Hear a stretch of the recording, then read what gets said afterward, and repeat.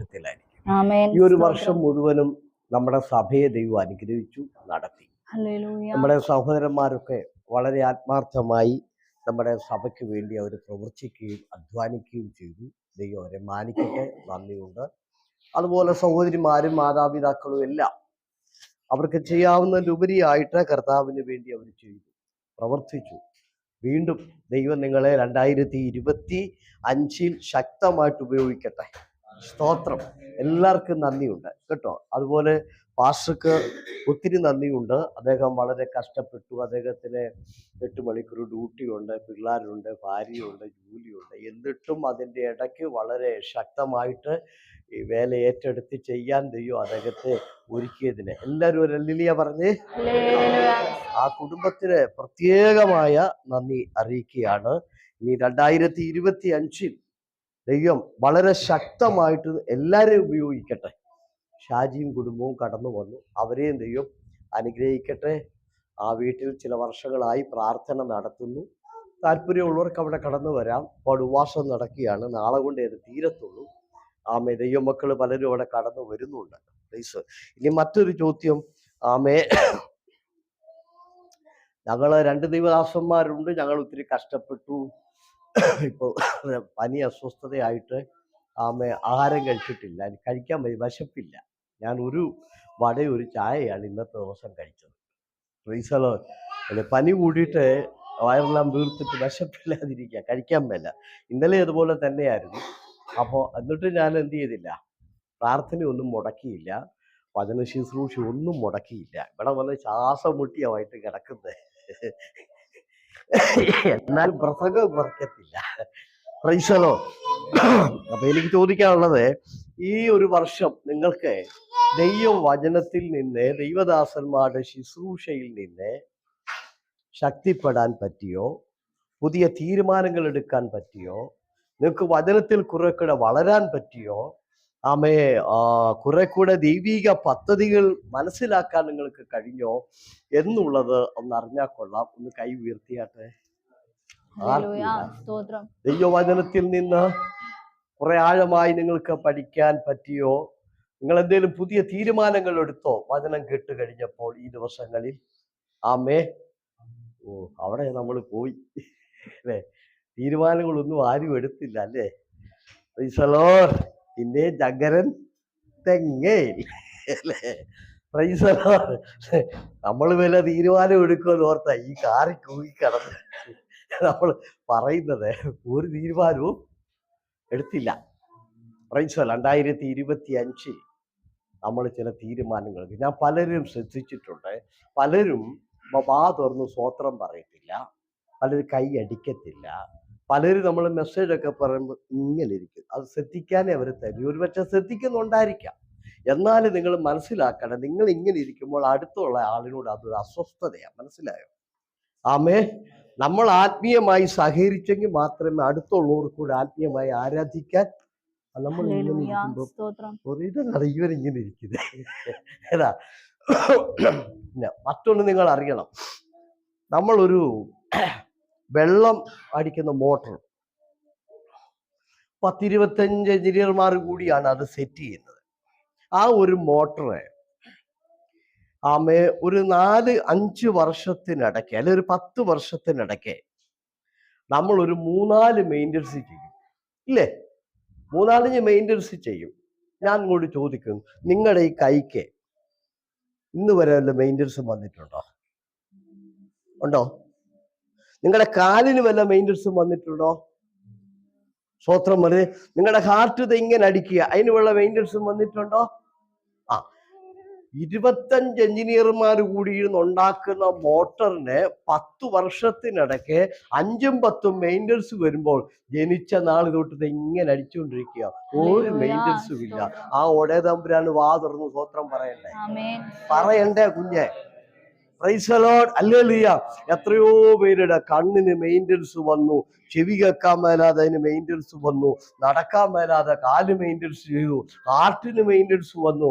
അങ്ങനെ 100 കണക്കിന് ആളുകളുടെ അവയവങ്ങൾ മെയിൻ്റനൻസ് ചെയ്ത് എന്നിട്ടും അത് വർക്കിംഗ് അല്ല, എന്നിട്ട് പോലും ആരോഗ്യത്തോടെ ഇരിക്കുമ്പോൾ ആ ദൈവത്തിന് നന്ദി പറയാൻ പറ്റുകയെന്ന് പറഞ്ഞാൽ നമ്മൾ എന്തുമായി കാണിക്കുന്നത്? ഹല്ലേലൂയ പറഞ്ഞേ. അതുകൊണ്ട് ദൈവത്തെ സൂക്ഷിച്ചോളും. നമ്മളെ എന്തിനാ ദൈവം സൃഷ്ടിച്ചത്? പൗലോസ് പറഞ്ഞു, പ്രവാചകൻ പറഞ്ഞു. പൗലോസ് പറഞ്ഞ എന്തുവാ? തെസ്സലോനിക്ക ലേഖനത്തിൽ എന്താ പറഞ്ഞേ? എപ്പോഴും സ്തോത്രം ചെയ്യുവീൻ, ഇടവിടാതെ ദൈവത്തെ സ്തുതിപ്പീൻ, അതല്ലോ നിങ്ങളെ കുറിച്ചുള്ള. അപ്പൊ നിങ്ങളെ കുറിച്ചുള്ള സൃഷ്ടിപ്പിന്റെ ഉദ്ദേശം എന്താ? എന്താ നിങ്ങളെ കുറിച്ച് ദൈവം ഉദ്ദേശിക്കുന്നത്? എപ്പോഴും ദൈവത്തെ സ്തുതിക്കണം. ഇനി എപ്പോഴും സ്തുതിച്ചില്ലെങ്കിലും പള്ളിക്കകത്തിരിക്കുമ്പോൾ സ്തുതിക്കണം കേട്ടോ. ഇതിനകത്തിരിക്കുമ്പോൾ ആരും വെറുതെ ഇരിക്കരുത്, സ്തോത്രം പറയുകയും കൈയിടിക്കുകയും ഒക്കെ ചെയ്യണം. ആമേൻ. പൗലോസ് പറയും, ഇതല്ലോ നിങ്ങളെ കുറിച്ചുള്ള ദൈവഹിതം. ഹല്ലേലൂയ പറഞ്ഞേ. നമ്മളെ ദൈവം ഉരുവാക്കുമ്പോൾ ദൈവത്തിനൊരു പദ്ധതി ഉണ്ട്. എന്താ? എപ്പോഴും സ്തുതിക്കും. ഇനി യെശയ്യാപ്രവചനം 43-ാം അധ്യായം 7-ാമത്തെ വാക്യം. എന്റെ നാമത്തിൽ വിളിച്ചും എന്റെ മഹത്വത്തിനായി സൃഷ്ടിച്ചും നിർമ്മിച്ചുണ്ടാക്കി. തന്റെ മഹത്വത്തിനായി സൃഷ്ടിച്ചും. അപ്പൊ ദൈവത്തിന് മഹത്വം കൊടുക്കാനാണ് ദൈവം നമ്മളെ സൃഷ്ടിച്ചത്. ഹല്ലേലൂയ പറഞ്ഞേ. ആമേൻ. അപ്പൊ നമ്മൾ കൊടുക്കണ്ടേ? അതെ, വേണ്ടേ? ആമേ. നമ്മൾ ആരും ഉണ്ടായതല്ല. ഞാനത് കഴിഞ്ഞ ദിവസം ഇവിടെ ശിശുപ്രതിഷ്ഠ വായിച്ചു കേൾപ്പിച്ചു. യെശയ്യാവ് 42-ലെ നിന്നെ ഉരുവാക്കിയവൻ, ഗർഭത്തിൽ നിന്നെ ഉരുവാക്കിയൊരു ദൈവമാ. ഹല്ലേലൂയ, സ്തോത്രം. വിവാഹം കഴിച്ചതുകൊണ്ട് ആർക്കും മക്കൾ ഉണ്ടാകണമെന്നില്ല. ദൈവം ഉരുവാക്കണം. ദൈവം നിന്നെ ഉരുവാക്കിയത് അവന് മഹത്വം കൊടുക്കാനാ. അവന് മഹത്വം കൊടുക്കാനാ. സ്തോത്രം. അതുകൊണ്ട് നാവെടുത്ത് സ്തുതിച്ച് ദൈവത്തെ ആരാധിക്കണം. ആരാധന എന്താണെന്ന് അറിയാമോ? 100-ാം സങ്കീർത്തനക്കാരൻ എന്താ പറഞ്ഞത്? സകല ഭൂവാസികളുമായുള്ളവരെ യഹോവയ്ക്ക് ആർപ്പിടുവിൻ. ആർപ്പെന്ന് പറഞ്ഞാൽ അറിയാവോ?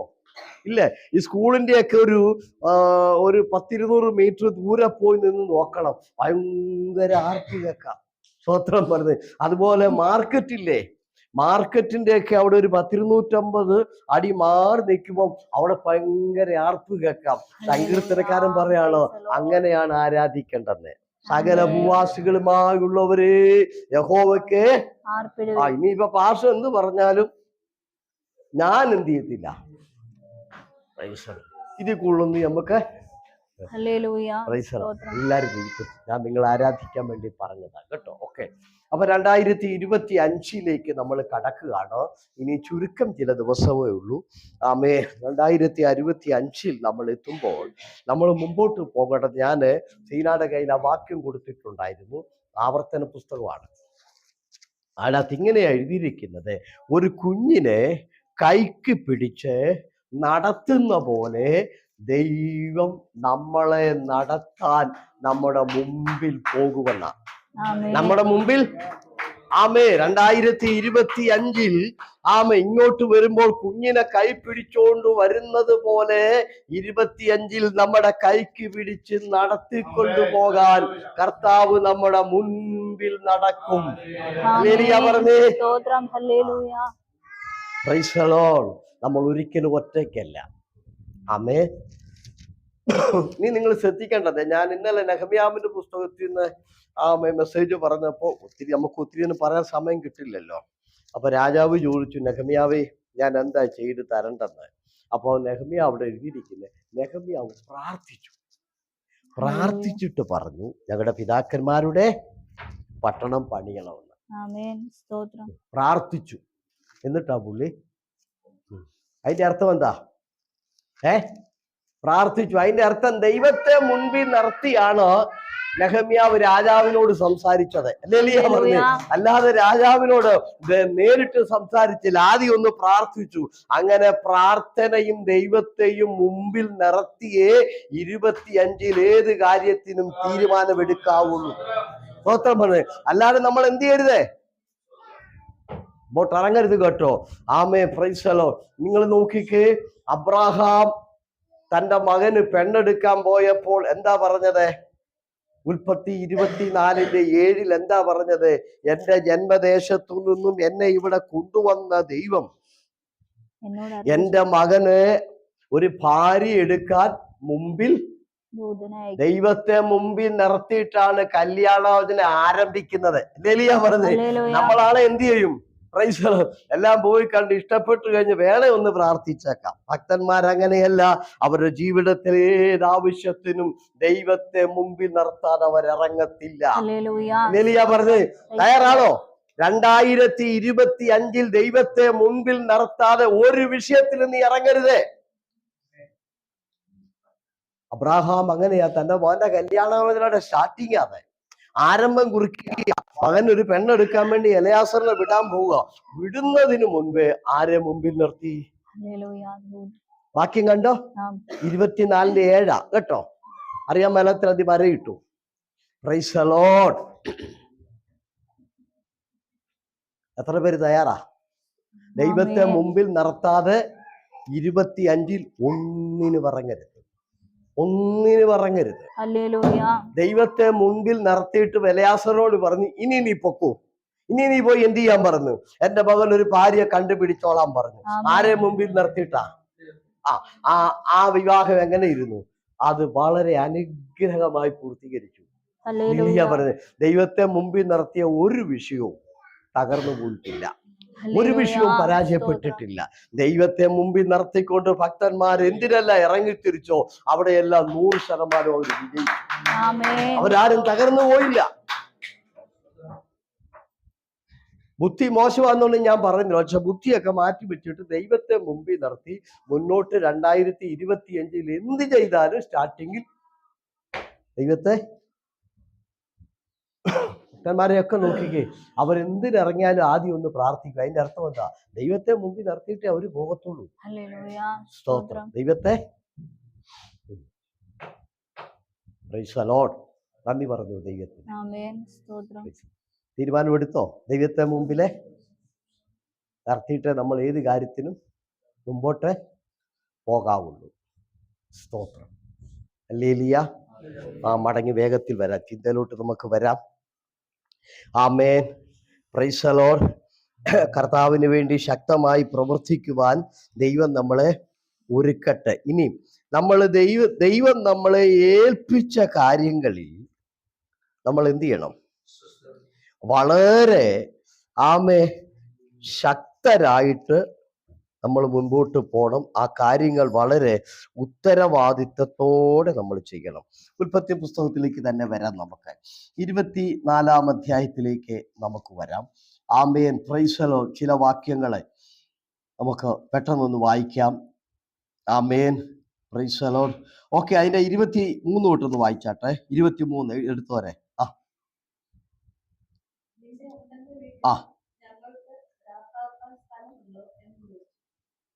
വായിച്ചു.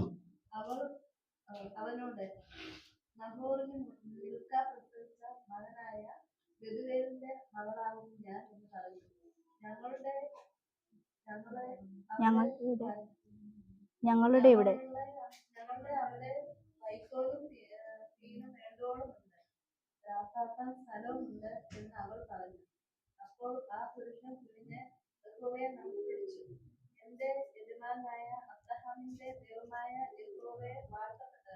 മരിക്കട്ടെ. 1-2 വാക്യം കൂടി ഇതിനോട് ചേർത്ത് വായിച്ചുകൊണ്ട് നമുക്ക് മുമ്പോട്ട് പോകാം. അതിന്റെ 48-ാമത്തെ വാക്യം കൂടി ഒന്ന് വായിക്കാം. 48-49. ഞാൻ കുനിഞ്ഞ് യഹോവയെ നമസ്കരിച്ചു. എന്റെ യജമാനന്റെ സഹോദരന്റെ മകളെ അവന്റെ മകനായിട്ട് എടുപ്പാൻ എന്നെ നേർവഴിക്ക് കൊണ്ടുവന്നവനായി എന്റെ യജമാനൻ അബ്രഹാമിന്റെ ദൈവമായ യഹോവയെ വാഴ്ത്തുകയും ചെയ്തു. ആകയാൽ നിങ്ങൾ മതി. അതിൽ ആ ഒരു വാക്യമാണ് വളരെയധികം ചിന്തിപ്പിച്ചത്. അതിനകത്ത് ഇങ്ങനെ എഴുതിയിരിക്കുന്നു. ആമേൻ. Praise the Lord.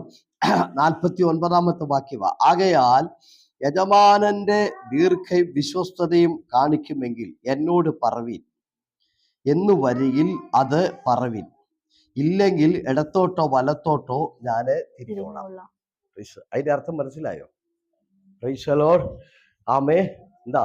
ഞാൻ ഏറ്റെടുത്ത ഈ ശുശ്രൂഷയ്ക്ക് മറുപടി കിട്ടിയാൽ ഇനി ഞാൻ ഇടത്തോട്ടോ വലത്തോട്ടോ ഹല്ലേലൂയ.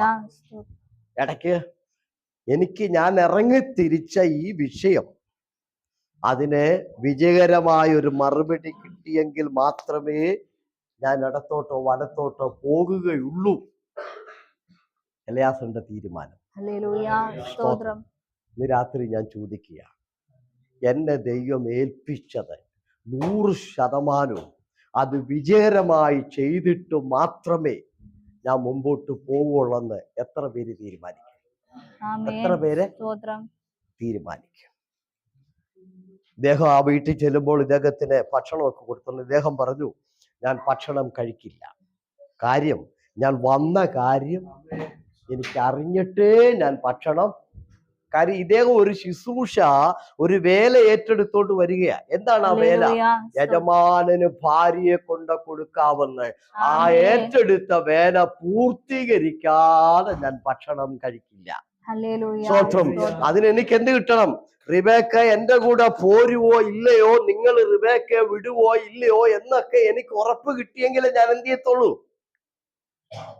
ഞാൻ ചോദിക്കട്ടെ, ദൈവം ഏറ്റേൽപ്പിച്ച ദൈവീക വേലകൾ 100% ആമേ പ്രൈസലോ അത് വിജയകരമായി ചെയ്യാതെ മറ്റൊന്നിലേക്ക് ഞാൻ പോകില്ല. ആ തീരുമാനം നിങ്ങൾക്കുണ്ടോ? മുമ്പേ പറഞ്ഞ പോലെ നമ്മളാന്നെ പറഞ്ഞ നമുക്കൊരു കാര്യം ചെയ്യാം, ബിരിയാണി ഇങ്ങോട്ട് വിളമ്പേ, എല്ലാം കഴിച്ചു കഴിഞ്ഞ് പെണ്ണിനെയൊക്കെ ഒന്ന് കണ്ടിട്ട് പുറകെ നമുക്ക്. ഇപ്പോൾ പറഞ്ഞില്ല, എനിക്ക് ഭക്ഷണമല്ല വലുത്, എനിക്ക് എന്നെ ഏൽപ്പിച്ച വേല എനിക്ക് പൂർത്തീകരിക്കണം.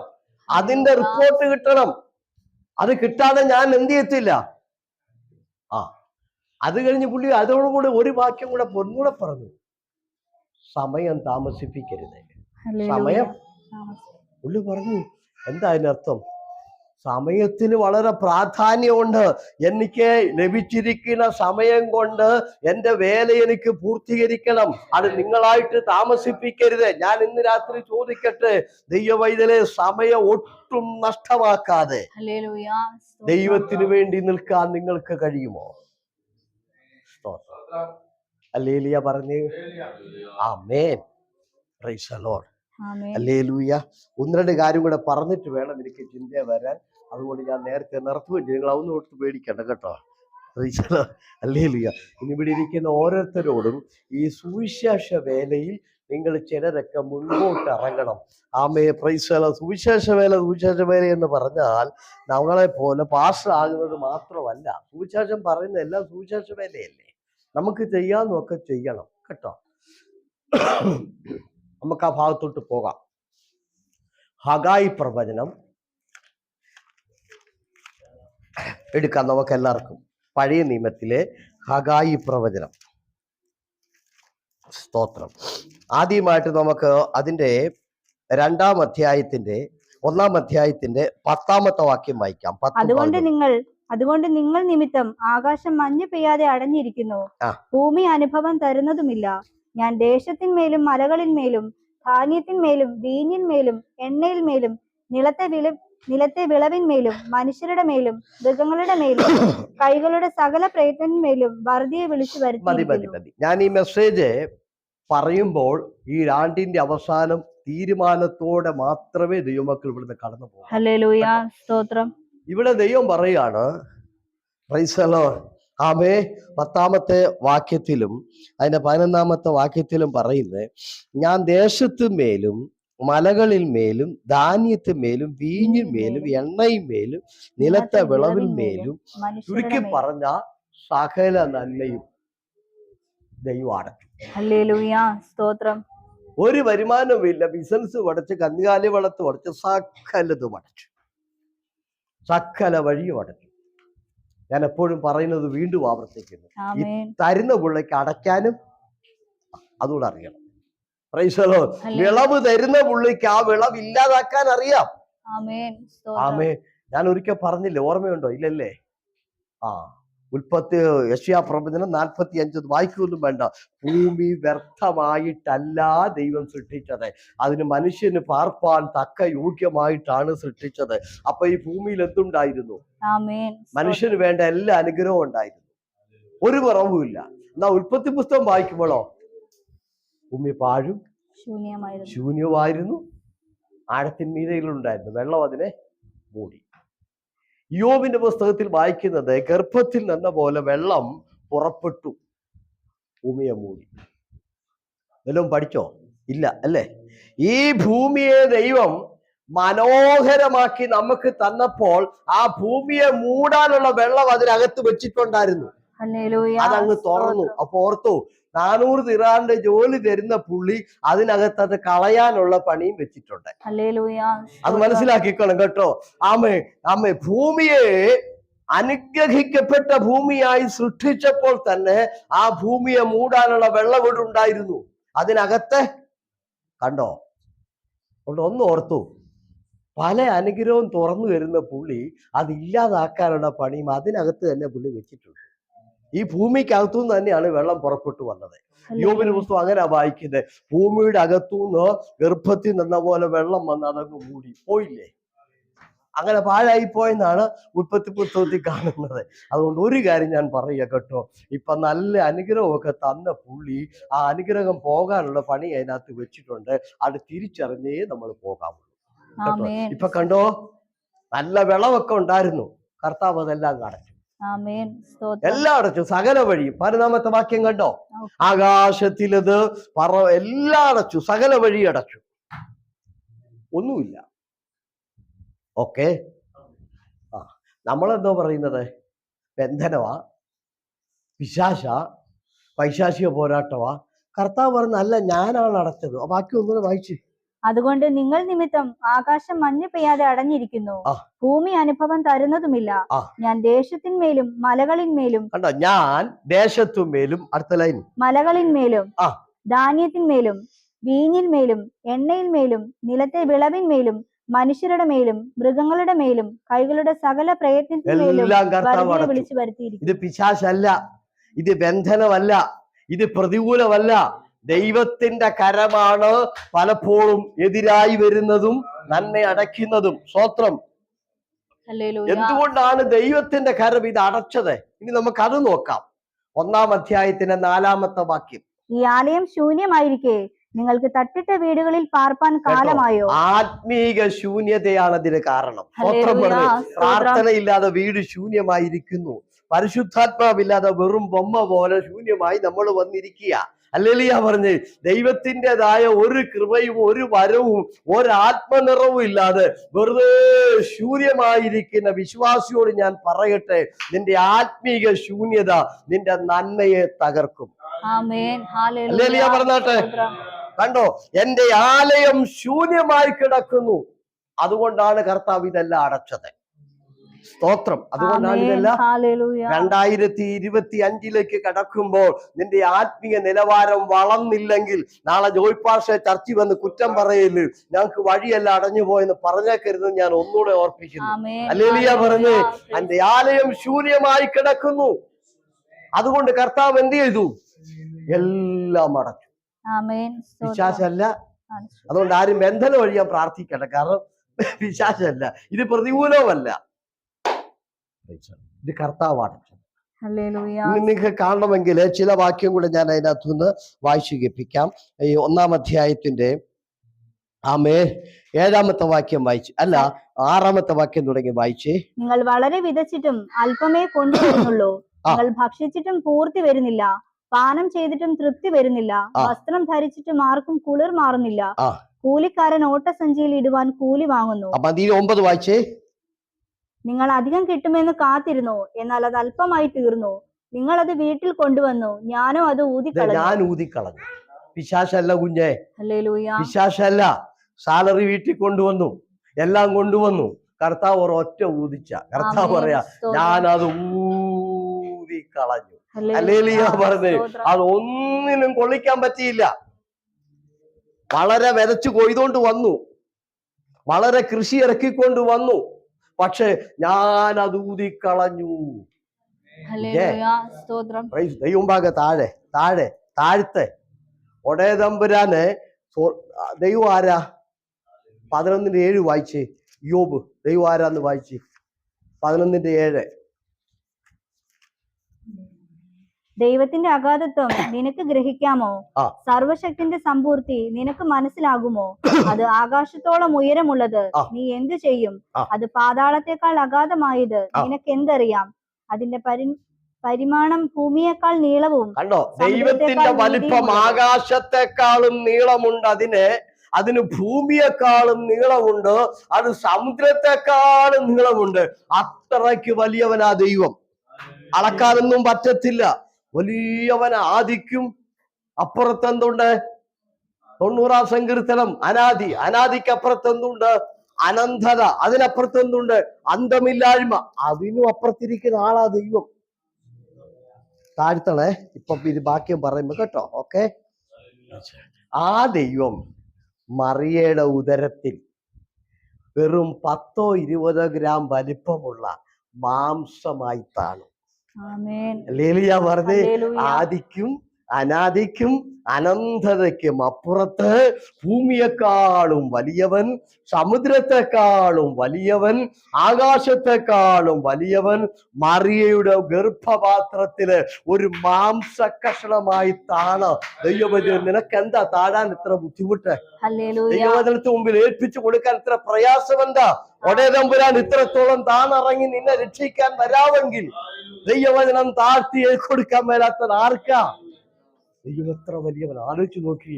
ആമേ, ആദിക്കും അനാദിക്കും അനന്തതയ്ക്കും അപ്പുറത്ത് അന്തമില്ലാതിരിക്കുന്ന ദൈവം മറിയയുടെ ഉദരത്തിൽ മാംസ കഷ്ണമായി ഇറങ്ങി വന്നിട്ട് കൊച്ചു കുഞ്ഞായി ജനിച്ചിട്ട് മറിയയ്ക്കും ജോസഫിനും കുഞ്ഞായി കൂടെ നടന്നു.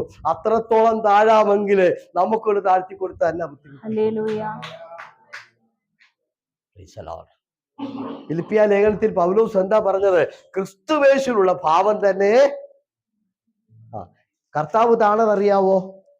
ഇല്ല, കർത്താവിന് താഴാൻ പറ്റത്തില്ല, ദൈവത്തിന് ഒരിക്കലും താഴാൻ പറ്റത്തില്ല. അതുകൊണ്ട് കർത്താവ് എന്ത് ചെയ്തെന്നറിയാവോ? തൻ്റെ ദൈവികത്വം മാറ്റിവെച്ചു. അതാണ് ഫിലിപ്പിയ ലേഖനത്തിൽ വായിക്കുന്നത്. സമുത്തം മുറുകെ പിടിക്കണം എന്ന് വെക്കാതെ അത് മാറ്റിവെച്ചു. സ്വർഗത്തിൽ തേജസ്സാ കർത്താവ്, ആ തേജസ് അങ്ങ് മാറ്റിവെച്ചു. എന്നിട്ട് എന്ത് ചെയ്തു? വെറും മാംസകഷ്ണമായി താഴേക്ക് വന്നിട്ട് മറിയ ആരാ? മണ്ണൻ. മറിയ ആരാ? ദൈവത്തിന്റെ സൃഷ്ടി. മണ്ണായ സൃഷ്ടിയുടെ ഉദരത്തിൽ സൃഷ്ടാവ് താണിറങ്ങി.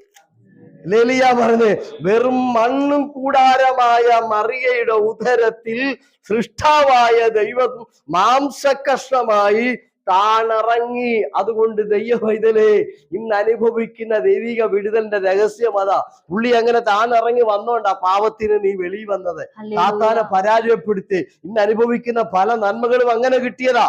ഹല്ലേലൂയ പറഞ്ഞേ. എന്തിനാ ഇത്രയും താണിറങ്ങിയത്? നമ്മളെ മക്കളാക്കാൻ. അപ്പൊ അതുകൊണ്ട് ഈ ആഴ്ച ആണ്ടിന്റെ ഒടുവിലത്തെ ആഴ്ചയാ. ഇവിടെ നിന്ന് പോകുന്നതിന് മുൻപേ ഇന്ന് രാത്രിയിൽ ഒരിക്കൽ കൂടെ താഴ്ത്തി സമർപ്പിക്കുക കേട്ടോ.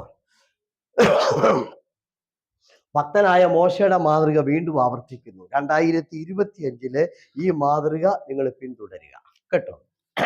എന്താ? മിസ്രൈമിന് പേടിച്ചോടിയതാണ് മോശ. ഫറോ രാജാവ് തന്നെ അത് എബ്രായ ലേഖനം 11-ാം അധ്യായത്തിന്റെ 23-ഉം 24-ഉം വാക്യത്തിൽ ഈ ഭാഗമൊക്കെ കിടപ്പുണ്ട് കേട്ടോ. നിങ്ങൾ വായിച്ചാൽ മതി. അവിടെ നിന്ന് ഫറോ രാജാവ് മോശയെക്കുറിച്ച് അറിഞ്ഞപ്പോൾ മോശ അവിടുന്ന് പേടിച്ചോടി. ഒന്നുമില്ല, 80 വയസ്സുണ്ട് ഇപ്പം. 40 വർഷമായി ആടിനെ മേയിച്ചിങ്ങനെ നടക്കുക. ആരാണ് അദ്ദേഹം? അപ്പോസ്തലപ്രവൃത്തി 7-ാം അധ്യായം. മിസ്രൈമിലെ സകല ജ്ഞാനവും തികഞ്ഞവൻ. ഇനി പഠിക്കാനൊന്നുമില്ല. മിസ്രൈമിൽ എന്തെല്ലാം ഉണ്ടോ അത് മുഴുവനും പഠിച്ച ആളാ. ഭയങ്കര വിദ്യാഭ്യാസമുള്ള ആളാണ്. Price the Lord. തകർന്നു. 80-ാമത്തെ വയസ്സിൽ ഒരു സെന്റ് സ്ഥലമില്ല. ഒരു ചെറിയ ഒരു നമ്മുടെ ഭാഷയെ പറയാം കേട്ടോ. മലയാളത്തിൽ ഞങ്ങൾ പറയുന്നത് കൂനാച്ചിപ്പേരും പറയുന്നുണ്ടാകും. അതുപോലുമില്ല. അമ്മായിപ്പൻ്റെ വീട്ടിൽ എപ്പോഴും കിടക്കുന്നത്. എടുക്കാത്ത ഡിഗ്രി ഒന്നുമില്ല. പ്രൈസ് എപ്പോഴും കിടക്കുന്നത് അമ്മായിപ്പൻ്റെ വീട്ടിലാണ്. അമ്മായിപ്പൻ്റെ ആടുകളെ മേയിച്ചുകൊണ്ട് അവിടെ നിൽക്കുക. Price the Lord. 80 വയസ്സായി, തകർന്നു. ആമേൻ. പുറപ്പാട് പുസ്തകം 2-ാം അധ്യായത്തിന്റെ 22-ാമത്തെ വാക്യത്തിൽ കിടപ്പുണ്ട്. ഒരു കുഞ്ഞ് ജനിച്ചപ്പോൾ ആ മനുഷ്യൻ കുഞ്ഞിന് പേരിട്ട് എന്താണെന്നറിയാം? ഞാൻ പരദേശി എന്ന് പറഞ്ഞ് ആ കുഞ്ഞിനെ നമ്മളൊക്കെ ഒരു ആൺകുഞ്ഞ് ജനിക്കുമ്പോൾ സന്തോഷത്തോടെ എന്ത് ചെയ്യും? മോശ സന്തോഷമാണ്. മോശ പറയാം ഞാൻ പരദേശി എന്ന് പറഞ്ഞാൽ മനസ്സിലായോ? ഇല്ലല്ലേ? എന്ന് പറഞ്ഞാൽ എനിക്ക് സ്വന്തമായിട്ട് സ്ഥലമില്ലാത്തവൻ, എനിക്ക് വീടില്ലാത്തവൻ, എനിക്ക് ഡിപ്പോസിറ്റ് ഇല്ലാത്തവൻ, ഞാൻ ഇപ്പോഴും വല്ലോടത്തും പരദേശിയായിട്ട് ഇപ്പോഴും വല്ലോടത്തും പരദേശിയായിട്ട് കിടക്കുക. വീടില്ല, ഇപ്പോഴും സ്ഥലമില്ല, ഇപ്പോഴും പൈസയില്ല, ഒന്നുമില്ല. ഒരാൺകുഞ്ഞ് ജനിച്ചപ്പോ പുള്ളിക്ക് പറയാനുള്ളത് സങ്കടം മാത്രമേ ഉള്ളൂ. കണ്ടോ 22-ാമത്തെ വാക്യം? ഒന്ന് വായിച്ചേരി. അവൾ ഒരു മകനെ പ്രസവിച്ചു, ഞാൻ അന്യദേശത്ത് പരദേശി ആയിരിക്കുന്നു എന്ന് അവൻ പറഞ്ഞു അവന് ഗർശോം എന്ന് പേരിട്ടു. എന്ന് പറഞ്ഞാൽ മനസ്സിലായി? എന്റെ പൊന്നു മോനെ, എടാ പപ്പ ഇന്ന് വരെയായിട്ട് ഒരു ചെറിയ വീട് പോലും ഇല്ലാത്തവനാ. 5 സെന്റ് സ്ഥലം പോലും നമുക്കില്ല, ബാങ്കിൽ ഒന്നുമില്ല. ഞാൻ എപ്പോഴും അമ്മായിയപ്പന്റെ ചാർത്തിൽ പരദേശിയെ പോലെ കിടക്കുക. വയസ്സ് 80 ഉണ്ട്, വിദ്യാഭ്യാസം ഇരട്ടിയുണ്ട്. അമ്മ ഒത്തിരി കഴിവുണ്ട് ഈ പുള്ളിക്ക്. എനിക്കാവുന്നത് അതൊന്നും ഞാൻ മറന്നിക്കുന്നില്ല. അത്രയും കണ്ടല്ലോ. ഈ മാതൃക പിന്തുടരുവോ? ഓക്കെ. ആടിനെ മേയിച്ചുകൊണ്ട് ദൈവത്തിന്റെ പർവ്വതമായ ഹോരേബിലേക്ക് കയറി. താഴോട്ട് ഇറങ്ങി വന്നതോ പോയ വ്യക്തിയായിട്ടല്ല. ഒരു പരദേശിയെ പോലെ കയറിപ്പോയവൻ താഴോട്ട് വന്നത് 22 ലക്ഷത്തിലധികം പേർക്ക് ആഹാരം കൊടുക്കത്തക്ക നിലയിൽ വലിയവനായിട്ടാണ്. ഹല്ലേലൂയ പറഞ്ഞേ. അവർക്ക് വസ്ത്രം കൊടുക്കത്തക്ക നിലയില് വലിയവനായിട്ടാണ് വന്നത്. അവർക്കെല്ലാ സെറ്റപ്പും ഒരുക്കി 40 വർഷം ആ ജനത്തെ ഭരിച്ച് നടത്തത്തക്ക നിലയിൽ വലിയവനായിട്ട് താഴോട്ട് ഇറങ്ങി. കേറിപ്പോയത് വെറും പരദേശിയായിട്ടാ. സ്വന്തമായിട്ട് 1 സെന്റ് സ്ഥലമില്ലാതെ, ഒരു കുഞ്ഞ് ജനിച്ചപ്പോൾ കേറിക്കിടക്കാൻ ഒരു വീടില്ലാതെ മോളിലോട്ട് കയറിയവൻ താഴോട്ട് ഇറങ്ങിയത് എങ്ങനെയാന്ന് മനസ്സിലായോ? ഇപ്പോ വലിയവനായി. അതുകൊണ്ട് കുഞ്ഞ് മോളിലോട്ട് കയറി പർവ്വതത്തിലേക്ക്. ഇപ്പൊ 2025 പറ്റുമോ? എന്താ പറഞ്ഞത്? ആത്മീക ഉയരങ്ങളിലേക്ക് കയറി ചെന്നു. അപ്പോൾ അവന്റെ ജീവിതത്തിന് സകല മണ്ഡലങ്ങളും മാറി. പരദേശിയായവൻ മോളിലേക്ക് കയറി കഴിഞ്ഞപ്പോൾ 20 ലക്ഷം ജനങ്ങൾക്ക് പാർപ്പിടം കൊടുക്കുന്നവൻ, വസ്ത്രം കൊടുക്കുന്നവൻ, ആഹാരം കൊടുക്കുന്നവൻ, രോഗശാന്തി കൊടുക്കുന്നവൻ, കൈനീട്ടിയാൽ കടല് മാറും. അവന്റെ മുമ്പിൽ ഒരു ശക്തി നിൽക്കത്തില്ല. പർവ്വതത്തിൽ കയറി. അതുകൊണ്ട് ഒന്നുകൂടെ പറയാം കേട്ടോ, ആത്മീയ ഉയരങ്ങളിലേക്ക് 2025 കയറി ഇല്ലെങ്കിൽ നിന്റെ ജീവിതത്തിന് മാറ്റം വരില്ല. അത് ആദ്യമേ ചോദിച്ച മാതൃക പിന്തുടരാമോ? 2024 പ്രാർത്ഥനയുടെ ഉയരങ്ങളിലേക്ക് കയറണം. ആരാധനയുടെ ഉയരങ്ങളിലേക്ക് കയറി ചെല്ലണം. ആത്മീയ മണ്ഡലത്തിന്റെ ഉയരത്തിലേക്കാ പുള്ളി കയറി ചെന്നത്. അത് വെറും പർവ്വതമായിരുന്നില്ല, ദൈവം വസിക്കുന്ന സ്ഥലമായിരുന്നു അത്. അവിടേക്കാണ് പുള്ളി കയറി ചെന്നത്. അവിടേക്ക് കയറി ചെന്നപ്പോൾ നിങ്ങൾ സംശയം ഉണ്ടെങ്കിൽ ഇപ്പൊ എനിക്ക് വായിപ്പിക്കാൻ സമയമില്ല. കൊരിന്ത്യ ലേഖനം 1-ാം അധ്യായവും 2-ാം അധ്യായവും ഒന്ന് വായിച്ചാൽ മതി. താഴെ നിന്ന് ജനങ്ങൾ പറഞ്ഞു, മോശേ ആ മുഖത്തൊരു തുണിയിട്ട് ഞങ്ങൾക്ക് നിന്നെ നോക്കാൻ. ഇറങ്ങി വന്നപ്പോ കത്തുക മുഖമല്ല, മുഖത്തെല്ലാം തീയാണ്. അതുകൊണ്ട് പ്രാർത്ഥനയുടെ ഉപവാസത്തിന് വളരെ താഴോട്ട് പോയി, ആരാധനയിൽ വളരെ താഴോട്ട് പോയി, പ്രാർത്ഥനയിലൊക്കെ വളരെ താഴോട്ട് പോയി. ഇന്ന് രാത്രി ഒരു ഉറപ്പ് ഞാൻ തരാം, ഉയരങ്ങളിലേക്ക് കയറിയാൽ നിന്റെ സാമ്പത്തിക മണ്ഡലത്തിന് മാറ്റം. അവിടെ ഇങ്ങനെയാണ് നമ്മൾ അവിടെ വായിക്കുന്നത് കേട്ടോ, മരിക്കുന്നത് വരെ അവന്റെ ദേഹബലം ക്ഷയിച്ചില്ല. കണ്ണ് 80-ാമത്തെ വയസ്സുള്ള നമ്മൾ 25 കണ്ണാടി വെക്കും. ഈ പുള്ളി മരിക്കുന്നത് വരെ കാഴ്ച എന്ത് ചെയ്തില്ല, ദേഹബലം. എന്താ കാര്യം? ഈ പൊക്കത്തോട്ട് കയറിയപ്പോൾ ഇതിനകത്ത് എന്തുണ്ടായി? മാറ്റങ്ങൾ സംഭവിച്ചു. ഇതിനകത്ത് മാറ്റങ്ങൾ. എത്ര പേര് തീരുമാനിക്കും 24-നേക്കാൾ എന്നെ ഉപവാസത്തിലേക്ക് ഉയരാൻ ആഗ്രഹിക്കുന്നു, ആരാധനയിൽ ഞാൻ ഉയരാൻ ആഗ്രഹിക്കുന്നു, ആത്മനിറവിൽ ഞാൻ ഉയരാൻ ആഗ്രഹിക്കുന്നു. നമ്മുടെ ജീവിതത്തിന്റെ എല്ലാ സ്ഥിതിക്കും മാറ്റം വരും. ഒരു സെന്റ് സ്ഥലം പോലും ഇല്ലാതെ പരദേശിയെ പോലെ അമ്മായിയപ്പന്റെ വീട്ടിൽ കിടന്നവൻ ഇന്ന് ആരായി തീർന്നിരിക്കുന്നു. കേറിയന്റെ വ്യത്യാസം കണ്ടോ? ഹല്ലേലൂയ, സ്തോത്രം. 5 പ്രാവശ്യം പർവ്വതം കയറി ഇറങ്ങുമ്പോഴെല്ലാം മാറ്റം വന്നുകൊണ്ടിരുന്നത്. അതുകൊണ്ട് പ്രാർത്ഥനയുടെ ഉയരങ്ങളിലേക്ക് ദൈവമക്കൾ 25 കയറി വരണം. ഉപവാസത്തിന്റെ ഉയരങ്ങളിലേക്ക് ദൈവമക്കൾ കയറി വരണം. ആത്മനിറവിന്റെ ഉയരങ്ങളിലേക്ക് ദൈവമക്കൾ കയറി വരണം. നിങ്ങൾ എന്നും ഈ കുഴി കിടക്കുന്നത് പോലെ ആത്മീയ നിലവാരം താണു കിടന്നാൽ നമ്മുടെ ജീവിതത്തിൽ മാറ്റമുണ്ടാകത്തില്ല. ഹല്ലേലൂയ, സ്തോത്രം. എത്ര പേരാ തീരുമാനിക്കുന്നത്? ആമേൻ. 2025 24 ഉൽപ്പങ്ങളുടെ മുകളിലേക്ക് ഞാൻ വരുമെന്ന് തീരുമാനിച്ചോ? സ്തോത്രം. അച്ഛൻ തീരുമാനിച്ച് കൈ ഉയർത്തി. അവിടെ നിൽക്കുന്നവര് ദൈവം അനുഗ്രഹിക്കട്ടെ. നിങ്ങളൊക്കെ ദൈവത്തിൽ തീരുമാനം എടുക്കുക. സഹോദരി ആണ്ടിന്റെ അവസാനം ബിസ്ക്കറ്റോ കഴിക്കുക. പാവപ്പെട്ട മാഷർക്കൊന്നുമില്ല അല്ലേ? അല്ലേ? കണ്ടോ, വളരെ ശക്തമായ വിശ്വാസിയല്ല. ആത്മീയ ഉയരങ്ങളിലേക്ക് കയറാൻ വരെ പുള്ളിക്കാരത്തി ഇവിടം വരെ വന്ന കണ്ടോ. അപ്പൊ ദൈവം അനുഗ്രഹിക്കട്ടെ. അപ്പൊ മോശയുടെ സ്ഥിതിക്ക് മാറ്റം വന്നത് കാശുകൊണ്ടോ പണം കൊണ്ടോ ഒന്നുമല്ല, മോളിലേക്ക് കയറിയത് കൊണ്ടാണ്. മോളിലേക്ക് കയറിയപ്പോഴാണ് ഈ അവസ്ഥയ്ക്ക് മാറ്റം വന്നത്. കയറുന്നതിന് മുൻപ് വരെ ആരായിരുന്നു? പരദേശി. വയസ്സ് എത്രയുണ്ടായിരുന്നു? 80 വയസ്സ് കൊണ്ട് ഒന്നും നേടാൻ പറ്റാത്ത മനുഷ്യനായിരുന്നു. ഈ 80 വയസ്സ് വരെ പുള്ളിക്ക് പരാജയങ്ങൾ മാത്രമേ പറയാനുള്ളൂ. മിസ്രൈമിന് പോന്ന് പരാജയമുള്ളൂ. ഇപ്പോൾ ഇവിടെ വന്നിട്ട് അമ്മായിപ്പൻ്റെ ആട് എന്നിട്ട് മേയ്ക്കുക. ഈ 80 വയസ്സ് വരെ പരാജയങ്ങളും ഇല്ലായ്മകളും ദാരിദ്ര്യങ്ങളും ബുദ്ധിമുട്ടുകളും മാത്രം പറഞ്ഞിരുന്ന മോശ മോളിൽ കയറിയിട്ട് താഴേക്ക് ഇറങ്ങിയപ്പോൾ ജീവിതത്തിൽ പുള്ളി കൈ നീട്ടിയാൽ ലക്ഷക്കണക്കിന് ആളുകൾക്ക് ആഹാരം വരികയാ. പറഞ്ഞേ, പുള്ളി കൈ നീട്ടുമ്പോൾ ലക്ഷക്കണക്കിന് ദൈവമക്കൾക്ക് മന്ന വീണുകൊണ്ടിരിക്കുക. പുള്ളി കൈ നീട്ടുമ്പോൾ കാടപ്പക്ഷി പറന്നു വരികയാ. സങ്കീർത്തനക്കാരെന്താ പറഞ്ഞറിയാമോ? കടലിൽ കിടക്കുന്ന ലിബിയാദാനെ തകർത്ത് കാടപ്പക്ഷിയാക്കി പാളയത്തിൽ കൊണ്ടുവന്നെന്നാ. മനസ്സിലായി? ലിബിയാദാൻ എന്ന് പറഞ്ഞ തിമിംഗലവാ. മോശ പ്രാർത്ഥിച്ചപ്പോൾ കടലിൽ കിടന്ന തിമിംഗലത്തെ പീസാക്കി ചിറക് പിടിപ്പിച്ച് കാടപ്പക്ഷിയാക്കി പാളയത്തിൽ കൊണ്ടുവന്ന് 11 കിലോമീറ്ററാണ് അവരുടെ പാളയം.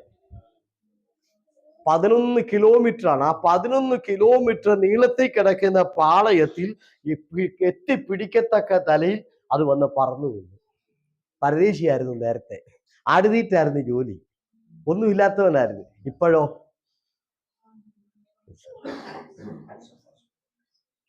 ഉയരട്ടെ, മുകളിലോട്ട് വരണം. സ്വത്രം നമ്മുടെ ആത്മീയ നിലവാരം താഴെ നിന്ന് മുകളിലോട്ട് കയറണം. മാറ്റങ്ങൾ ഉണ്ടാകണം. എങ്കിൽ മാത്രമേ നമുക്ക് വിടുതൽ ഉണ്ടാകത്തുള്ളൂ കേട്ടോ. നമുക്ക് ഇത് പറഞ്ഞ് അവസാനിപ്പിക്കാം, അല്ലെങ്കിൽ പിന്നെ ഇത് പറയാൻ പറ്റില്ല, സമയം പോകും. അപ്പം ഈ അനുഗ്രഹം എല്ലാം അടയാനുള്ള കാരണം എന്താ പറഞ്ഞേ? എന്റെ ആലയം ശൂന്യമായി. ആലയം നമ്മളാ ദൈവത്തിന്റെ ശരിയായ ആലയം. ഇത് ആരാധനയില്ലാതെയും പ്രാർത്ഥനയില്ലാതെ ആത്മീയ നിറവില്ലാതെ ഇത് ശൂന്യമായി കിടന്നാൽ അത് നിന്റെ ജോലിയെ നന്മയെല്ലാം ബാധിക്കും. ആലയം ശൂന്യമായി കിടന്നപ്പോൾ നിലത്തെ വിളവ് ദൈവം തടഞ്ഞു. സ്തോത്രം പറഞ്ഞ് കണ്ടത്തിലത് കരക്കത്തത് സകല വഴികളും ദൈവം അടച്ചു. 2025 ശൂന്യമാകാതെ അഭിഷേകം ഏറ്റെടുക്ക. ഈ അഭിഷേകം നീ പ്രാപിക്കേ. നീ ഒരു ശൂന്യമായിട്ട് ഇങ്ങനെ ഇരിക്കാതെ പ്രാർത്ഥനയിലും ആരാധനയിലും ഒക്കെ ഒരു നിറഞ്ഞ വ്യക്തിയായി മാറട്ടെ. ആലയം ശൂന്യമായി ഇടരുത്. അത് നമ്മുടെ അനുഗ്രഹത്തെ ബാധിക്കും. ഇപ്പോൾ ആലയം ശൂന്യമായി, എല്ലാ വഴിയും ദൈവം അടച്ചു. 2-ാം അധ്യായത്തിലേക്ക് നമുക്കൊന്ന് വരാം. ഓക്കെ, 13-ാമത്തെ വാക്യം വായിച്ചേ. എന്നാൽ ഹഗ്ഗായി ശബത്താൽ അശുദ്ധനായ ഒരുത്തൻ അവയിൽ ഒന്ന് തൊടുന്നുവെങ്കിൽ അത് അശുദ്ധമാകുമോ എന്ന് ചോദിച്ചതിന് അത് അശുദ്ധമാകുമെന്ന് മഹാപുരോഹിതന്മാർ ഉത്തരം മതി പറഞ്ഞു. മതി മതി മതി. ഇനി നമുക്ക് അതിനോട് ചേർന്ന് 15-ഉം 16-ഉം കൂടെ വായിക്കാം. ആകയാൽ നിങ്ങൾ ഇന്ന് തൊട്ട് പിന്നോക്കം യഹോവയുടെ മന്ദിരത്തിങ്കൽ കല്ലിന്മേൽ കല്ല് വെച്ചതിന് മുമ്പുള്ള കാലം വിചാരിച്ചു കൊള്ളുവീൻ. ഇവിടെ 3 പദ്ധതികൾ അവർ കൊണ്ടുവന്നായിരുന്നു, അത് 3ഉം പരാജയപ്പെട്ടു. ആ 1-ാമത്തെ വാക്യത്തിൽ കിടപ്പുണ്ട്. തട്ടിട്ട വീടുണ്ടാക്കുക, 2 നില. ആത്മീയ ശൂന്യമായി കിടക്കെ 2 നില വീടിന്റെ പണി തുടങ്ങി. അടുത്ത കേട്ടോ, വളരെയധികം വിതച്ചു, കാർഷിക മേഖല വികസിപ്പിച്ചു. സ്തോത്രം. അടുത്ത 3-ാമത്തത് കണ്ടോ, വളരെയധികം പുതച്ചിട്ടും ഭക്ഷിച്ചിട്ടും ഉറക്കമില്ല, സുഖമില്ല. അതിന്റെ അർത്ഥം എന്താ? അതിന്റെ അർത്ഥം എന്താണെന്നറിയാമോ? ജീവിതത്തിന്റെ എല്ലാ വശങ്ങളും സുഖകരമാക്കി, പക്ഷെ സുഖം കിട്ടുന്നില്ല. ഉറപ്പ് വില കൂടിയത് മേടിച്ചിട്ടും, ചിക്കനും മട്ടനും ഇഷ്ടം പോലെ മേടിച്ചിട്ടും ഭക്ഷിച്ചിട്ട് എന്ത് ചെയ്യുന്നില്ല? തൃപ്തി വരുന്നില്ല. 2 നിലയുടെ പണി അങ്ങ് ദൈവം തടഞ്ഞവിടെ അങ്ങ് ഇട്ടു, കൃഷി ദൈവം അവിടെ അങ്ങ് തടഞ്ഞിട്ടു. എല്ലാരും വിചാരിച്ച് എന്ത് ചെയ്യാം, നല്ല പുതപ്പും കെട്ടും ഒക്കെ പോലെ സുഖമായിട്ട് കിടക്കാം, അവിടെയും കയറിത്തോട്ട്. ശരീരത്തിന് ഒരു സ്വസ്ഥതയില്ല, പുറച്ചിട്ട് കുളിര് മാറുന്നില്ലെന്ന് എഴുതിയിരിക്കുന്നത്. പുറച്ചിട്ട് കുളിര് മാറുന്നില്ല. ആത്മീയമായി നിന്റെ ജീവിതം തകർന്ന് കിടക്ക ചെയ്ത് ശരീരത്തിന് സ്വസ്ഥത കിട്ടില്ല കുഞ്ഞെ. ഹല്ലേലൂയ പറഞ്ഞ്, നീ എത്ര പുതച്ചാലും എത്ര ആഹാരം കഴിച്ചാലും ഇതിനകത്ത് ഇങ്ങനെ കുത്തിക്കൊണ്ടിരിക്കും കേട്ടോ. സ്തോത്രം പറഞ്ഞ് 2 നില എല്ലാം പൊളിഞ്ഞിപ്പോ, കൃഷി എല്ലാം പൊളിഞ്ഞു, ആകെ തകർന്നു, ഒന്നുമില്ല. ആമേൻ. 4-ാമത്തെ വാക്യം ഒന്നുകൂടെ വായിക്കാം, 1-ാം അധ്യായത്തിന്റെ. ഈ ആലയം ശൂന്യമായിരിക്കെ നിങ്ങൾക്ക് തട്ടിട്ട വീടുകളിൽ പാർപ്പാൻ കാലമായോ? ആകയാൽ സൈന്യങ്ങളുടെ യഹോവ ഇപ്രകാരം അരുളി ചെയ്യുന്നു, നിങ്ങളുടെ വഴികളെ വിചാരിച്ചു നോക്കുവിൻ. നിങ്ങൾ വളരെ വിതച്ചിട്ടും അല്പമേ കൊണ്ടുവരുന്നുള്ളൂ.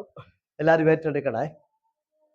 വിചാരിച്ചു നോക്കുവിൻ എന്ന് പറഞ്ഞാൽ അതിന്റെ അർത്ഥം ഒന്ന് പരിശോധിച്ച് നോക്കാൻ, ഒന്ന് ശോധന ചെയ്ത് നോക്കാൻ. എന്താ എൻ്റെ ജോലിയിൽ ഇങ്ങനെ വന്നത്? എന്താ എൻ്റെ സാമ്പത്തികത്തിൽ ഇങ്ങനെ വന്നത്? എന്താ എൻ്റെ ജീവിതത്തിൽ ഇങ്ങനെ സ്വസ്ഥത ഇല്ലാത്തത്? ഞാൻ പുറത്തിട്ട് കുളിര് മാറുന്നില്ലല്ലോ. ഞാൻ 2 നില വീടുണ്ടാക്കിയിട്ട് എന്തുകൊണ്ട് അത് പൂർത്തീകരിക്കാൻ പറ്റുന്നില്ല? ഞങ്ങൾ വളരെ വിതച്ചിട്ട് എന്തുകൊണ്ട് കിട്ടുന്നില്ല? ഒന്ന് ചിന്തിച്ചു നോക്കിക്കേ, ഒന്ന് ആലോചിച്ച് നോക്കിക്കേ. അങ്ങനെ നീ ഒന്ന് പരിശോധിച്ചാൽ കാര്യം മനസ്സിലാക്കും. പ്രവാചകൻ പറഞ്ഞേ, നീ ഒന്ന് വിചാരിച്ചു നോക്കിക്കേ. വിചാരിച്ചു നോക്കിയപ്പോൾ, ചിന്തിച്ചപ്പോ കാര്യം മനസ്സിലായി. എന്താണെന്നറിയോ?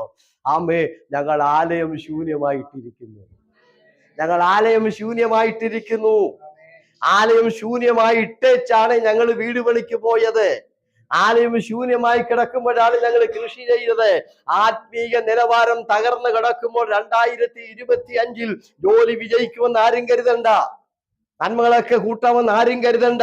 ഇത് തകർന്ന് കിടക്കുന്ന അത്രയും കാലം ദൈവത്തിന്റെ കരം നമ്മുടെ നന്മയെ ബാധിച്ചുകൊണ്ടിരിക്കും. ഓക്കെ, കണ്ടല്ലോ. വിചാരിച്ചു നോക്കാൻ പറഞ്ഞു, പരിശോധിക്കാൻ പറഞ്ഞു, ചിന്തിക്കാൻ പറഞ്ഞു. ആ ബോധത്തോടെ ഒന്ന് ചിന്തിരെ, ഇത്ര നാളായിട്ട് എന്താ എനിക്ക് മാത്രം ഒരു നന്മയില്ലാത്തത്? എന്താണ് ഞാൻ എത്ര പരിശ്രമിച്ചിട്ടും എനിക്ക് ഉയർച്ചയില്ലാത്തത്? എന്താണ് എൻ്റെ മുമ്പിൽ അനേക സാധ്യതകൾ കടന്നിട്ടും എനിക്ക് ലഭിക്കാത്തതിന്റെ കാര്യം എന്താ? ശരിക്കും പരിശോധിച്ചാൽ മനസ്സിലാകും, ആത്മീയ ശൂന്യതയാണ് എൻ്റെ ജീവിതത്തിൽ ായി കിടക്കുന്നതാണ് ഇവരുടെ കൃഷി തകരാനുള്ള കാരണം. 2 നില വീട് മുടങ്ങാനുള്ള കാരണം, ഇവര് ഭക്ഷിച്ചിട്ടും തൃപ്തി വരുന്നില്ല. ഇതിന്റെ എല്ലാ കാരണം ആത്മീക മണ്ഡലം തകർന്നു കിടക്കുന്നു. ജോയ് പാസ്റ്റർക്ക് വേണ്ടി ആരും ആരാധിക്കണ്ട. Praise the Lord. ഹല്ലേലൂയ. നിനക്ക് നന്മ ഉണ്ടാകണമെങ്കിൽ മാത്രം മതി. ഹല്ലേലൂയ പറഞ്ഞ്, നിന്റെ ജീവിതത്തിലെ ആത്മീയ ശൂന്യത മാറിയെങ്കിലേ ഈ കെട്ടുകളെല്ലാം പൊട്ടിപ്പോകുകയുള്ളൂ.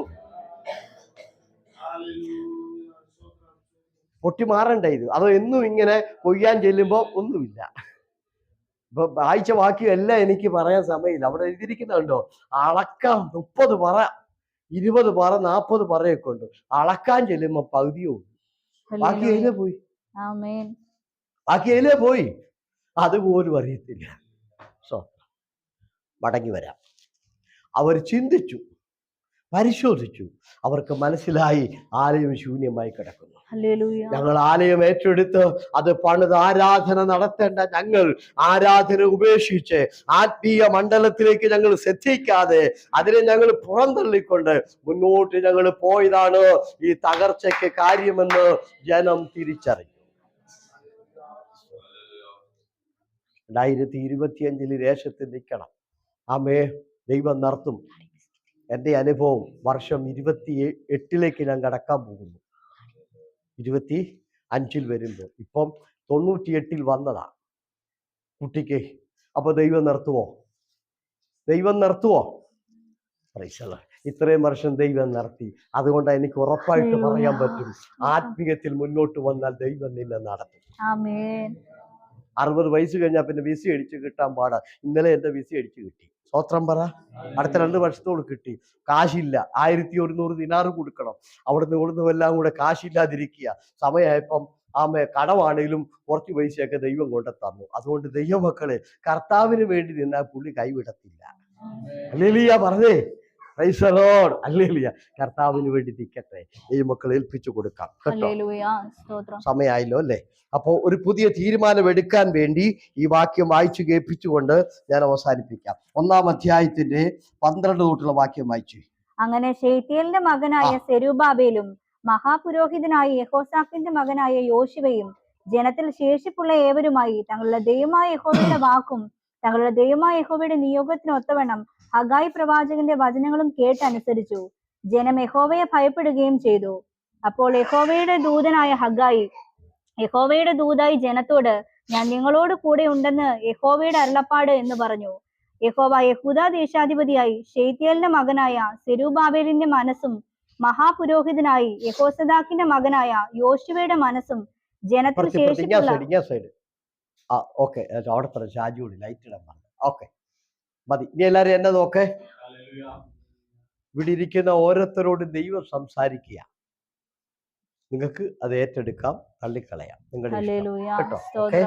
അമ്മേ, ഹഗായി പ്രവാചകന്റെ വാക്ക് ഇവര് കേട്ടനുസരിച്ചു. പുള്ളി പറഞ്ഞു, നമുക്ക് ഈ തകർച്ച വരാനുള്ള കാരണം ആലയം ശൂന്യമായി കിടക്കുന്നതാണ്.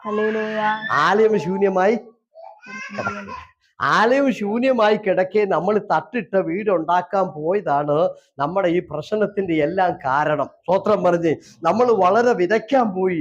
അതാണ് നമുക്ക് പറ്റിയ പരാജയം എന്ന് പറഞ്ഞപ്പോൾ 12-ാമത്തെ വാക്യം കണ്ടോ, അവർ ഹഗായി പ്രവാചകന്റെ ദൈവാലോചനയെ അനുസരിച്ചു. സ്തോത്രം. അവരതിനെ അളക്കാനും ഒന്നും പോയില്ല. അവർ മനസ്സിലായി, പ്രവാചകൻ അവരോട് എന്ന് ദൈവാലോചന പറഞ്ഞു. നമ്മുടെ തകർച്ചയുടെ കാര്യം ഇതാ. എന്താ? ആലയം ശൂന്യമായി കിടക്കുന്നു. ഇദ്ദേഹത്തിന് 80 വയസ്സ് പ്രായമുണ്ട്. 80-ാമത്തെ വയസ്സിലാണ് ഇദ്ദേഹം എന്ത് ചെയ്യുന്നത്? ഇസ്രായേലിന്റെ അടുക്കൽ ചെന്ന് അവരോട് പറഞ്ഞ് ദൈവാലോചന പറഞ്ഞ് തട്ടിട്ട വീടുണ്ടാക്കാൻ പോയവരെ, വളരെയധികം വിതച്ച് കൃഷി വിപുലമാക്കാൻ പോയവരെ, ജീവിത സുഖ സൗകര്യങ്ങളൊക്കെ കൂട്ടാൻ പോയവരെ പള്ളിയിലേക്ക് മടക്കിക്കൊണ്ടുവന്നു. കണ്ടോ? 12 വാക്യം കണ്ടോ?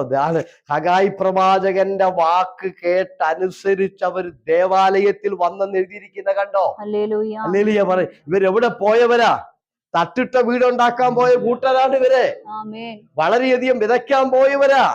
80-ാമത്തെ വയസ്സിൽ ഈ മനുഷ്യൻ ഇറങ്ങിച്ചെന്ന് അവരോട് ദൈവാലോചന പറഞ്ഞ് ദൈവിക ദൂത് പറഞ്ഞ് അവരെ മടക്കിക്കൊണ്ടുവന്നു. അതാ ഞാൻ ചോദിച്ചത്, പറ്റുമോ? ഇവിടെ ഇരിക്കുന്നവർക്ക് ആർക്കും 80 വയസ്സില്ലല്ലോ. ഉണ്ടോ? ആർക്കും ഇല്ല. 40, 30, 50, 80 വയസ്സുള്ള വല്യപ്പച്ചനെ തട്ടിട്ട വീട് പണിയാൻ പോയവരെ മടക്കിക്കൊണ്ട് വരാൻ കഴിഞ്ഞെങ്കിൽ, അവരോട് ആലോചന പറഞ്ഞ് അവരെ പള്ളിയിലേക്ക് കൊണ്ടുവരാൻ കഴിഞ്ഞെങ്കിൽ 2025 നിനക്ക് ഇറങ്ങി പറയാൻ പറ്റുമോ? 80 വയസ്സൊന്നും ഇല്ലല്ലോ. Price the Lord. 80 വയസ്സൊന്നും. ഈ ജനത്തെ കുറിച്ച് പഠിക്കണം. വീട്ടിൽ പോയിരുന്ന് പഠിച്ചു. ഈ ജനം വിശുദ്ധി നഷ്ടപ്പെട്ടു. അതാണ് ആദ്യമേ വായിച്ചത്. ശവത്തെ തൊട്ടാൽ അശുദ്ധനാകുമെന്ന് വായിച്ചില്ലേ? സ്തോത്രം. വിശുദ്ധി നഷ്ടപ്പെട്ടു പോയി ജനത്തിന്റെ. സാമ്പത്തികമായി ഇവർ തകർന്നുപോയി. എല്ലാ വഴികളും അടഞ്ഞുപോയി. ഇവരുടെ 2 നില വീടിന്റെ പണി പൊളിഞ്ഞുപോയി. ഇവരുടെ കാർഷിക മേഖലയൊക്കെ തകർന്നുപോയി. ഇവരുടെ ജീവിത സുഖസൗകര്യങ്ങളൊക്കെ തകർന്നുപോയി. ആ തകർന്ന മനുഷ്യന്റെ എടുക്ക ചെന്ന് 80 വയസ്സ് പ്രായമുള്ള അപ്പച്ചൻ അവരോട് ദൈവാലോചന പറഞ്ഞ് ദൈവിക ദൂതുകൾ അറിയിച്ച് അവരെ മടക്കിക്കൊണ്ടുവന്നു. നല്ല ആരോഗ്യമുള്ള നമുക്ക് 2 പേരോടെങ്കിലും 2025 പറയാൻ പറ്റിയിട്ടുണ്ടോ? 24 പറയാൻ പറ്റിയിട്ടുണ്ടോ? അല്ലേലിയാ പറഞ്ഞ് ദൈവം ഇത്ര ആയുസ്സും ആരോഗ്യവും ഒക്കെ നമുക്ക് ഈ 80 വയസ്സുള്ള വെല്ലിപ്പുരം അടി പിടിച്ച് നടക്കണം. ഹഗായി എന്ന വാക്കിന്റെ അർത്ഥം പെരുന്നാളെന്നാ, ഉത്സവം. ആമേൻ. സ്തോത്രം. ഞാൻ ഈ പുസ്തകം പ്രത്യേകം പഠിച്ച ആളാ, അതുകൊണ്ടാണ് ഞാൻ പറഞ്ഞു. ഞാൻ ഇതിന്റെ ചരിത്ര പശ്ചാത്തലമൊക്കെ പഠിച്ചിട്ടുണ്ട്. അതുകൊണ്ട് ദൈവമക്കളെ, ഇവിടെ 80 വയസ്സുള്ളവരാരുമില്ല. അതുകൊണ്ട് 40 ഉള്ളവരോട് ഞാൻ പറയട്ടെ, ആമേ, പ്രൈസ് ദി ലോർഡ്. ഞാൻ ആ വാക്യം വായിച്ച് കേൾപ്പിച്ചിട്ട് നിങ്ങളോട് പറഞ്ഞുകൊണ്ട് ഇവിടെ അവസാനിപ്പിക്കാം. ആമേ, ആ വാക്യം നമുക്ക് വീണ്ടും വായിക്കാം. 14-ാമത്തെ വാക്യം 1-ാം അധ്യായത്തിന്റെ. അപ്പോൾ യഹോവയുടെ ദൂതനായ ഹഗായി യഹോവയുടെ ദൂതായി ജനത്തോട്, ഞാൻ നിങ്ങളോട് കൂടെ ഉണ്ടെന്ന് യഹോവയുടെ അരുളപ്പാട് എന്ന് പറഞ്ഞു. യഹോവ യഹൂദാ ദേശാധിപതിയായി ശെയല്തീയേലിന്റെ മകനായ സെരുബ്ബാബേലിന്റെ മനസ്സും മഹാപുരോഹിതനായ യഹോസദാക്കിന്റെ മകനായ യോശുവയുടെ മനസ്സും ജനത്തിൽ ശേഷിപ്പുള്ള എവരുടെയും മനസ്സും ഉണർത്തി. ഇത്തരം പേരുടെയും മനസ്സ് ഈ ഒരു വെല്ലിപ്പച്ചൻ ഉണർത്തിക്കൊണ്ടുവന്നു. 80-ാമത്തെ വയസ്സിൽ നേതാക്കന്മാരുടെ മനസ്സ് തകർന്നുപോയി. കാരണം ജനമെല്ലാം 2 നില പണിയാൻ പോവുക. നേതാക്കന്മാര് വിഷമിച്ചിരിക്കുക. അവര് മാനസികമായി തകർന്നിരിക്കുന്നു. അവരുടെ മനസ്സ് ഈ അപ്പച്ചൻ ഉണർത്തി. ശേഷിക്കുന്ന ജനത്തിന്റെ മനസ്സ് മുഴുവനും ഉണർത്തി അവരെ ദേവാലയത്തിൽ കൊണ്ടുവന്നു. ഇനി ആരുടെയും മനസ്സ് ഉണർത്തിയില്ലെങ്കിൽ 2025 നിന്റെ വായിന്ന് വരുന്ന വാക്കുകൊണ്ട് വേലയ്ക്ക് തടസ്സം ഉണ്ടാകരുത്. അങ്ങനെ ഒരു തീരുമാനം എടുത്തു പോകണം. എന്റെ വായിന്ന് വരുന്ന വാക്കുകൊണ്ട് ദൈവവേലയ്ക്ക് തടസ്സം ഉണ്ടാകാതിരിക്കാൻ ഞാൻ എത്തിച്ചോളാം. ഇനി ആരുടെയും മനസ്സ് ഉണർത്തിയില്ലെങ്കിലും തളർത്തരുത് ആരെയും. എത്ര പേരുടെ മനസ്സാ ഇയാൾ ഉണർത്തിയത്. ഇനി എല്ലാവർക്കും എഴുന്നേറ്റ് നിൽക്കാം. Price the Lord. നമ്മളെ കേട്ട വചനത്തിന് മുമ്പിൽ ആരാധിക്കാൻ പോവുകയാണ്. ഇന്ന് രാത്രിയിൽ ദൈവമക്കള് ചില പുതിയ തീരുമാനങ്ങൾ എടുത്തേ ഇവിടുന്ന് പോകാവുള്ളൂ.